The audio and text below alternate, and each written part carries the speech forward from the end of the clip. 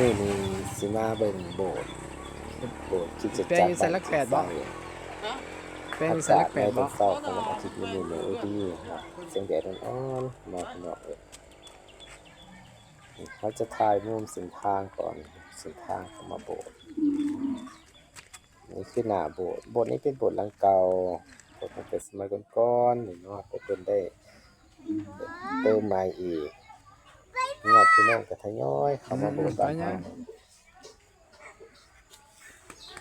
เบื้องหลังนั่นเป็นผู้บาเจียงเด้อพี่น้องเด้อ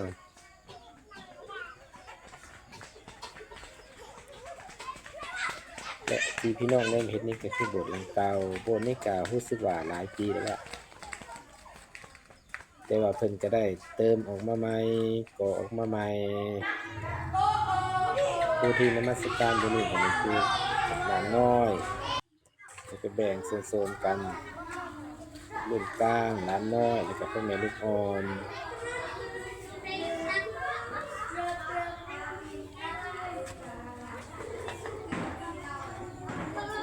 โบสถ์บ้านเจียงไซนี่เฮาจะพาพี่น้องไปเบิ่งนี่คือเข้ามาในโบสถ์นี่เป็นคือหลานน้อย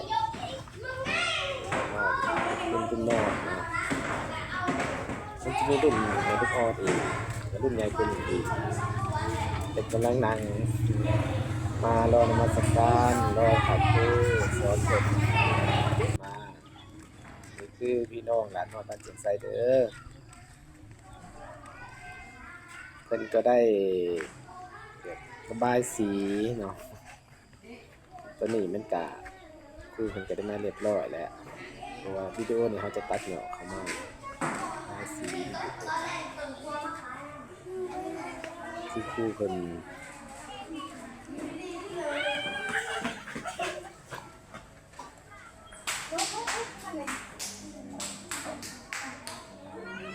นี่คือแม่นหลานน้อยบ้านเจียงไซเขาจะใส่ในกลุ่มเจ้าเมืองละเจียงไม่ได้ซื้อได้สั่งเขายังอยู่ได้อยู่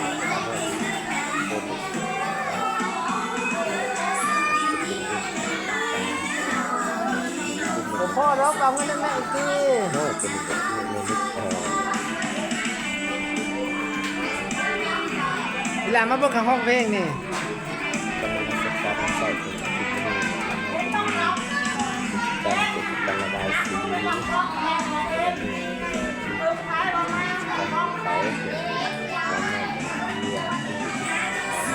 ยนมาโบ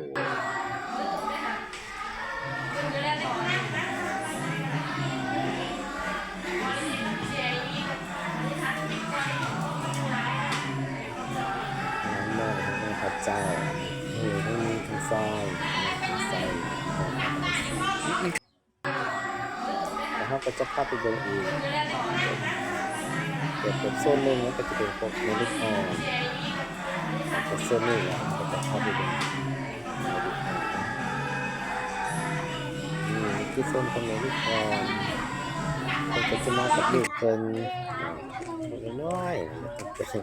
2-3 เดือนเพิ่นจะมาได้ก็เอามาอยู่ในโซนนี้เอาก็จะจัดเป็นโซนของไผส่วนผู้ใหญ่สตรีหรือว่าคนหนุ่มแล้วก็จะได้โบสถ์อีกหลังนึง